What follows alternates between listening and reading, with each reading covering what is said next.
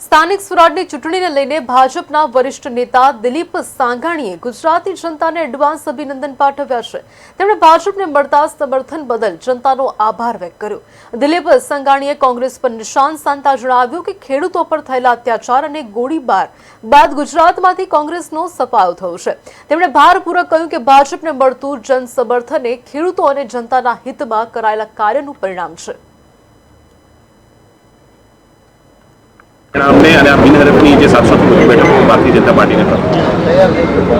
ગુજરાતની જનતાને હું ખૂબ એડવાન્સમાં અભિનંદન આપીશ કે એમણે ભારતીય જનતા પાર્ટી ઉપર જે વિશ્વાસ રાખ્યો છે, ખેડૂતોને સમૃદ્ધિ થાય એ દિશાની વાત નહીં, માત્ર એની યોજનાઓ બનાવીને એનો લાભ મળે છે।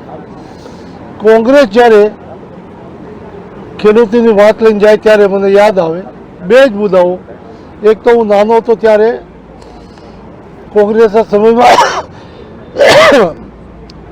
લેવી નાખવામાં આવી હતી। લેવી શબ્દ આજની નવી પેઢીને અંદાજ નહીં હોય।